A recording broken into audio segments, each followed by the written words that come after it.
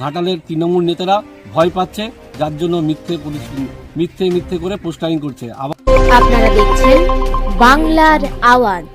ঘাটালের বিজেপি বিধায়ক শীতল কপাটের বিরুদ্ধে পোস্টার পড়ল ঘাটালের বিজেপি বিধায়ক শীতল কপাটের নামে চাকরি দুর্নীতি ও মদ ব্যবসার লাইসেন্স দেওয়ার জন্য কোটি কোটি টাকা আত্মসাৎ করার অভিযোগ তুলেছে পোস্টার অনুযায়ী। ঘাটালের বিজেপি বিধায়কের উপর অভিযোগ, বিজেপি বিধায়ক শীতল কপাট তৃণমূলের সাথে সেটিং করে ঘাটালের বিজেপি সংগঠনটাকে শেষ করার চেষ্টা করছে।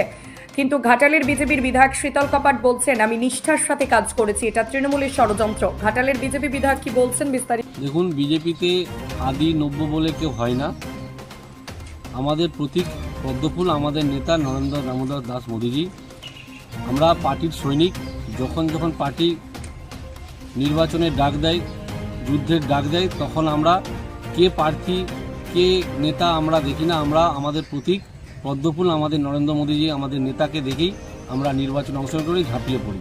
তো সেই জায়গায় আবারও বলবো, আদি নব্য বলে কেউ যদি থেকে থাকে সেটা হচ্ছে তৃণমূল কংগ্রেস। আদি নেত্রী মমতা বন্দ্যোপাধ্যায়, নব নেতা অভিষেক বন্দ্যোপাধ্যায়। পিসি ভাইপোর গোষ্ঠীদ্বন্দ্ব, যেটা বিজেপিকে বদনাম করার চেষ্টা করছে, বিজেপির নাম দিয়ে পোস্টারিং করছে। তো সেই জায়গায় আবারও বলবো, 26শে নির্বাচন তৃণমূলের বিসর্জন হবে। পশ্চিমবাংলার সমস্ত জায়গায় বিজেপি শক্তিশালী হয়েছে, ঘাটালও শক্তিশালী হয়েছে।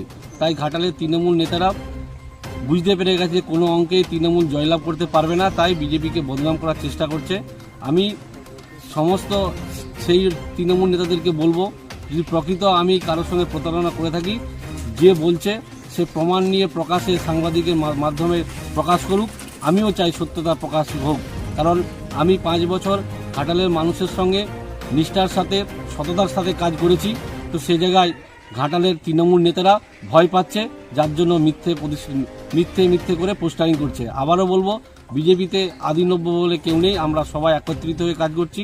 আমাদের নেতা নরেন্দ্র মোদীজি, আমাদের প্রতীক পদ্মফুল। ঘাটাল থেকে নকিবুল ইসলামের রিপোর্ট। আপনারা দেখছেন